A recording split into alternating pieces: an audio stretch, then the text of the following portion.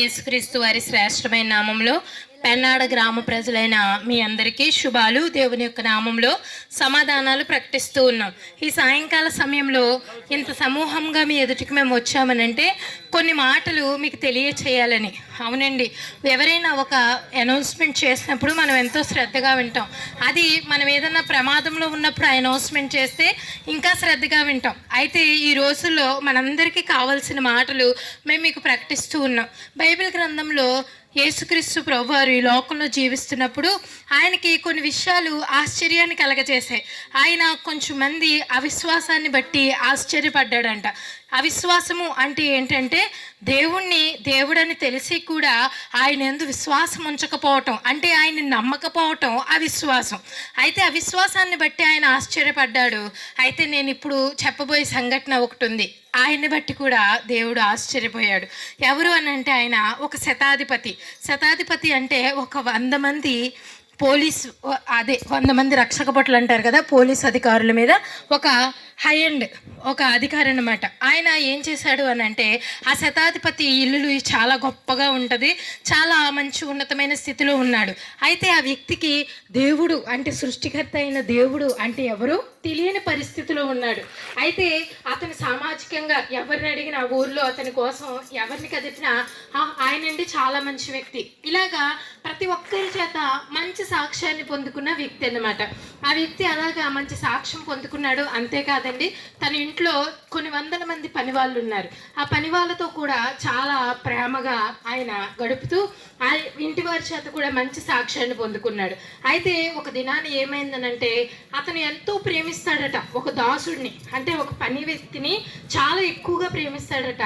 ఆ వ్యక్తికి రోగం వచ్చింది. ఎలాంటి రోగం అని అంటే అది మరణకరమైన రోగం.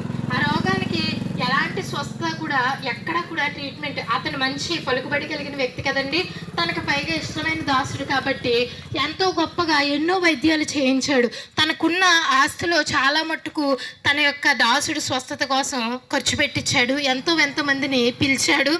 ఎన్ని చేసినా కొన్ని గంటల వ్యక్తి చనిపోయే స్థితికి వచ్చాడనమాట.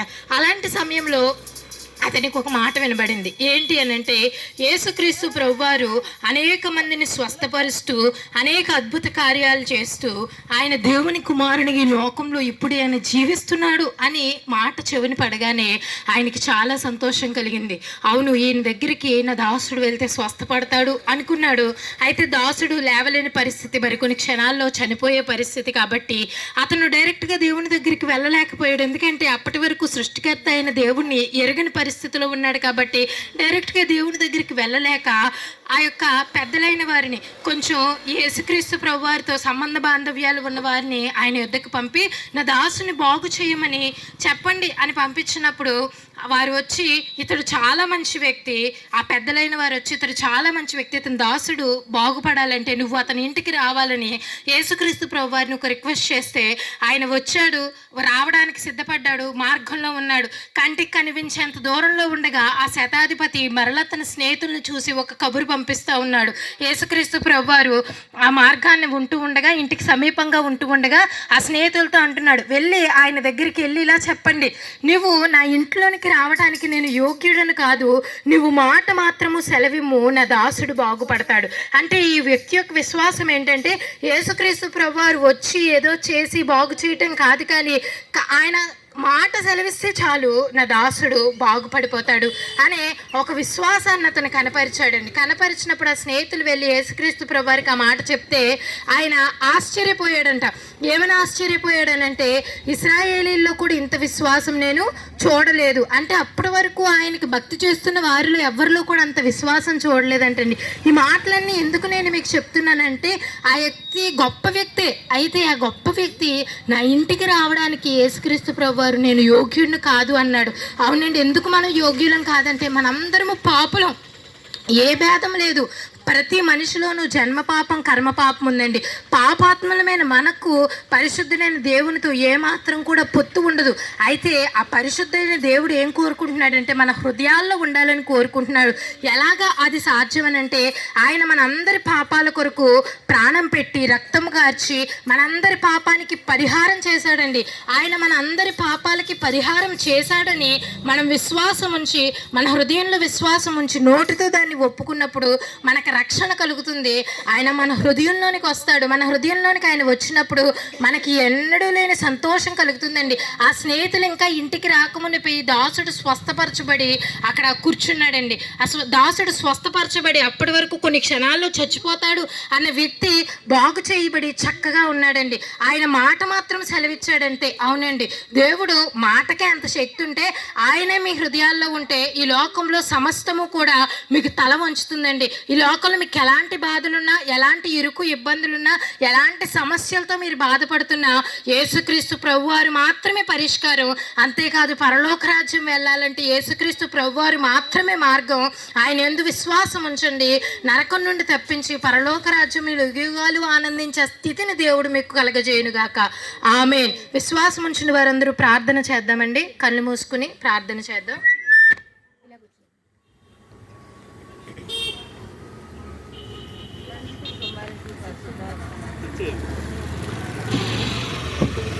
తండ్రికి కుమారుడికి పరిశుద్ధాత్మ త్రియాక దేవ ఆదిచరక పుట్టుడా ఉన్నవాడు అన్నవాడు సర్వాధికారి సర్వాంతయామి సర్వశక్తిమంతుడా ఓంకార స్వరూపం నాథ నీకే లెక్కలేని వందరములు వేల కొలది కోటల కొలది సుతులు సూస్త్రాలు అయ్యా ఇది పన్నాడిన గ్రామం నా ప్రభ నాయన ఈరోజు ఈ రీతిగా నా ప్రభ నాయన నీ మాటలు వెరజల్లుతానికి నా ప్రభ మీరు కృప చూపించారు అయ్యా. అయ్యా మీ మాటలు నా ప్రభ ప్రతి గడపకి నా తండ్రి ప్రతి గృహానికి నా ప్రభ తాకేటట్టు నా తండ్రి సహాయం చేయండి ప్రభ. నాయన నువ్వు సహాయం చేయకపోతే మేము ఏ పట్టు వాళ్ళు ఎంతటి వాడు అయ్యా.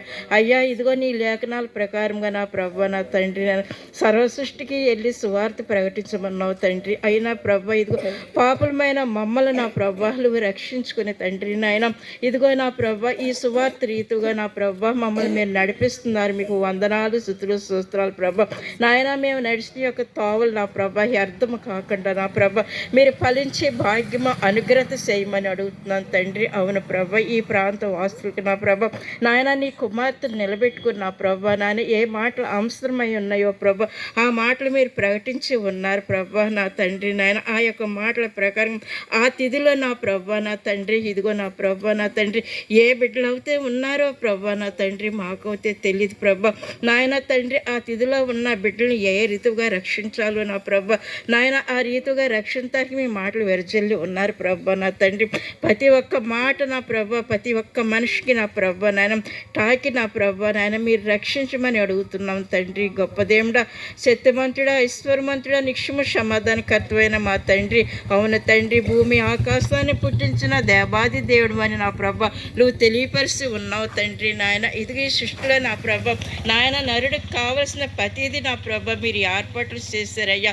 మీకు వందనాలు స్తుతులు స్తోత్రాలు. అవును తండ్రి ఈ సృష్టిలో నా ప్రభ నరుడున్నవాడు ఉండాలని నా ప్రభ నా తండ్రి మీ జీవాత్మ ఊది నా ప్రభ నాయన నాయన మట్టిని నాయన బొమ్మగా చేసిన ప్రభ మీ ఊపిరి పోసిన ప్రభ ఈ సృష్టిని నా ప్రభ ఇలా సృష్టించారు ప్రభ నా తండ్రి నాయన తండ్రి. ఇదిగో నీ పరిశుద్ధ లేఖను నా ప్రభ నా తండ్రి నాయన ఎవరు పట్టుకోలేకపోతున్నారు ప్రభ.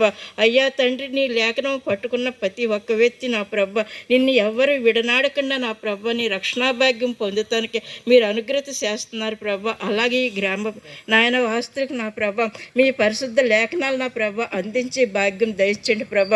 మీ లేఖనంలో ఏ మేలు ఉన్నాయో ఏమిటో అని నా ప్రభ నా తండ్రి బిడ్డలు తెలుసుకుని నా ప్రభ నా తండ్రి సహాయం చేయమని అడుగుతున్నాను తండ్రి నాయన. వందనాలు స్తుతులు స్తోత్రాలు ప్రభ నాయన. నీ లేఖనం అంత గొప్ప లేఖనం అని నీ లేఖనం పరిశుద్ధత ఉన్నదని నా ప్రభ నా తండ్రి సహాయం చేయండి ప్రభ.